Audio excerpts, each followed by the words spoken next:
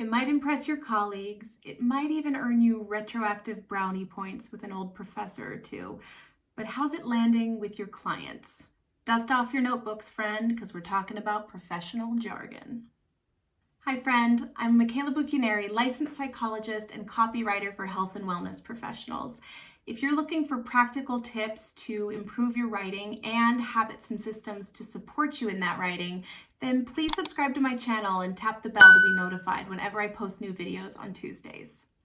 Okay, story time. I will never forget the first time I used professional jargon in an intake session with a therapy client. It doesn't matter what the term was, the client's reaction said it all. The word came out before I realized it. There was the blank stare, a beat of silence, and then the subtle yet unmistakable squint of confusion. Ugh, it was so cringy. Don't be like me. Actually, tell me in the comments, have you ever accidentally used jargon in your communications with clients or patients?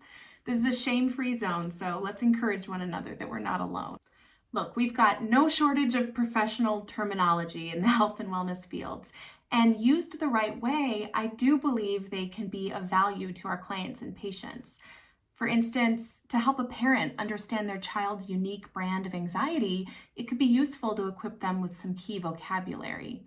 But by jargon, I mean the terms that are really only useful in conversations between professional colleagues. To the vast majority of the folks landing on our website, these terms are worse than meaningless. They're a waste of time. If our goal is clear, authentic communication, and I believe it should be, then it's vital that we adopt the practice of using our audience's words whenever possible. So how do we do this? Well, the good news is you're already doing this. You're listening to your clients and patients all the time in your conversations with them. So as you're going about your regular business, here are 3 things I want you to keep in mind. Number 1, pay attention to the words your people use to describe their problems. For example, if you support cardiac health and your patients tend to say the flicker in my chest, then that's how you would refer to that symptom in your website words. That would be a much better choice than elevated heart rate or tachycardia. Number 2, take note of the words they use to describe themselves and their people.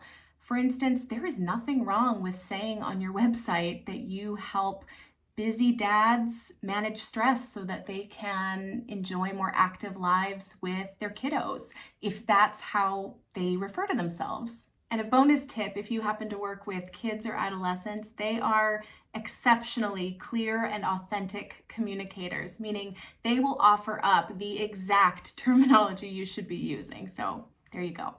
And number 3, pay close attention to the words your clients and patients are using to describe their experience working with you, what it felt like to work with you week after week, day after day.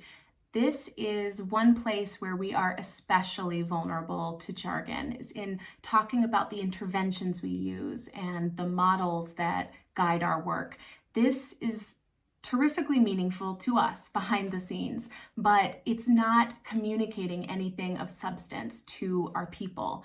And so it's especially important that we pull in those pieces of copy to use on our website.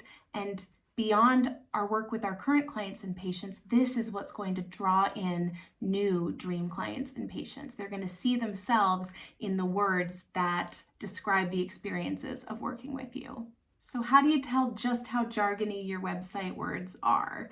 Well, you could share your website copy with a friend or family member who is outside of your field, see what they think. Or you could share it with past or current clients or patients, see how it lands with them. You could create a poll or a survey for your intended audience and see which words are registering with them and which ones give you that crickets and tumbleweed reaction. Or you could turn to tech. I recently found a free tool online called the De-Jargonizer that lets you upload a document or manually drop in some copy, and it will actually rate it in terms of how jargony it is.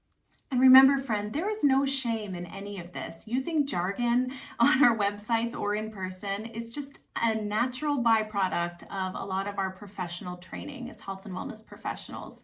So there's a fair amount of practice involved in unlearning some of the habits that we picked up along the way. And practicing good communication with our people is what this channel is all about. So I'm going to link a couple of related videos below for you. And if you're ready to create a jargon-free client experience on your website, why not join the hundreds of other health and wellness professionals who've completed my free 5-day About Page challenge? It's a refreshingly simple step-by-step guide to getting your perfect About Page up in just 5 days. Each day you'll get one very brief video and one super simple action step, plus personalized feedback from me as you write your own copy. Sign up at the link below, and I can't wait to see you inside. Thanks so much for being here, friend. Jargon or not, you're doing great. So keep going and meet me right back here for more communication tips to help you preach what you practice. Woo!